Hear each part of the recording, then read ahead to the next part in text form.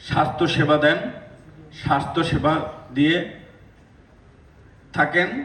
আর একজন কৃষিবিদ তার গবেষণার মাধ্যমে কৃষিক্ষেত্রে অবদান রেখে আমাদের খাদ্যেরও নিশ্চয়তা দিয়ে থাকেন।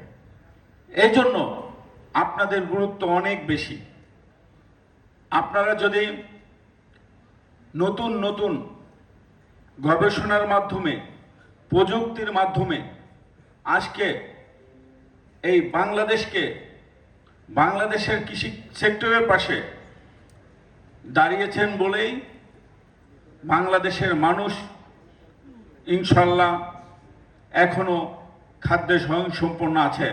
আর মাননীয় প্রধানমন্ত্রী যে সকল উদ্যোগ নিয়েছেন, আমরা মনে করি আপনাদেরকে সাথে নিয়ে তিনি বাংলাদেশে খাদ্য স্বয়ংসম্পূর্ণ করেও বিদেশে খাদ্য শস্য রপ্তানি করে বাংলাদেশের অর্থনীতিতেও ভূমিকা রাখতে পারবেন। আমাদের নতুন যারা ছাত্রী ভাই বোনেরা আছেন, আপনারা কিন্তু অত্যন্ত মেধাবী। আজকে আপনারা যখন প্রাথমিক বিদ্যালয়ে ভর্তি হয়েছিলেন, আপনাদের কিন্তু সকলের পরীক্ষার যে ফলাফলে কিন্তু 1-2 মধ্যেই ছিলেন। যখন হাই স্কুলে ভর্তি হয়েছিলেন তখনও কিন্তু আপনারা 1-2 মধ্যেই ছিলেন। আমরা জানি আপনারা শুধু বাবা মায়ের না, আপনাদের যে শিক্ষক, আপনারা যে গ্রামে পড়াশোনা করেছেন সেই গ্রামের মানুষরাও কিন্তু আপনাদেরকে সম্পদ মনে করে। আমি মনে করি আপনারা কৃতজ্ঞতার সহিত এই বিশ্ববিদ্যালয়ে ভর্তি হয়েছেন। আপনারা যেন তাদের স্বপ্ন পূরণে ভূমিকা রাখেন।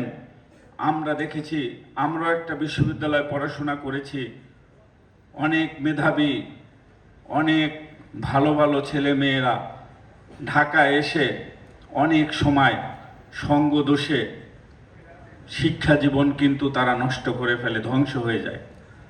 আমরা মনে করব আপনাদের প্রতি পরিবার, সমাজ, দেশ সকলে কিন্তু তাকিয়ে আছে। আপনারা আপনাদের সেই সাফল্যতাকে আপনারা নিজেরা ধরে রাখবেন আর সবসময় ভালোর সাথে থাকবেন।